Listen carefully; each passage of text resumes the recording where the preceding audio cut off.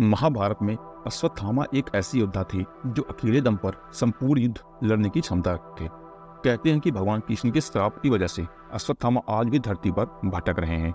समय समय पर लोग इस बात का सबूत भी देते रहे हैं, जिसमें से एक है अफीरगढ़ के किले से जुड़ी हुई कहानी।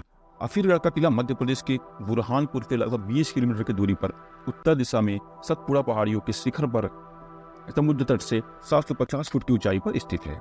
बुरहानपुर खांडवा से लगभग 80 किलोमीटर की दूरी पर है। ऐसा माना जाता है कि असीरगढ़ किले के शिव मंदिर में अश्वत्थामा प्रतिदिन सबसे पहले पूजा करने आते हैं। शिवलिंग पर प्रतिदिन सुबह ताजा फूल और गुलाब का चढ़ा मिलना अपने आप में एक रहस्य है। कहते हैं कि किले में स्थित तालाब में स्नान करके अश्वत्थामा शिव मंदिर में पूजा अर्चना करने जाते हैं। आश्चर्य की बात यह है कि पहाड़ की चोटी पर बने किले की स्थिति तालाब बुरहानपुर की तपती गर्मी में भी कभी नहीं सूखता। तालाब के थोड़ा आगे गुप्तेश्वर महादेव का मंदिर है। मंदिर के चारों तरफ खाइयों से घिरा हुआ है।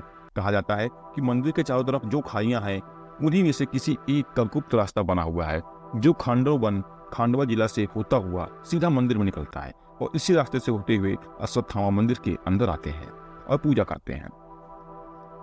मानता है कि अफीरगढ़ के अलावा मध्य प्रदेश के ही जबलपुर शहर के गौरी घाट नर्मदा नदी के किनारे भी अश्वत्थामा भटकते रहते हैं। स्थानीय निवासियों के मुताबिक कभी कभी वे अपने मस्तक के घाव से बहते हुए खून को रोकने के लिए हल्दी और तेल भी मांगते हैं। गांव के कई बुजुर्गों की माने तो जो एक बार अश्वत्थामा को देख लेता है उसका मानसिक संतुलन बिगड़ जाता है। बता दें कि हनुमान जी सहित धरती पर कुल 8 लोग अमर माने गए हैं, जिनमें अश्वत्थामा का नाम भी आता है। अश्वत्थामा की धरती पर भटकने के पीछे की कहानी ये है।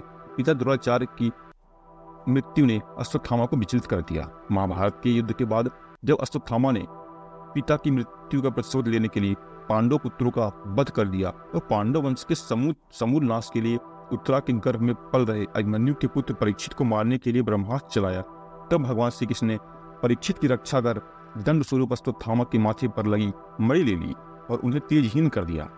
इसके साथ ही उन्होंने अश्वत्थामा को युगों युगों तक भटकने का श्राप दे दिया।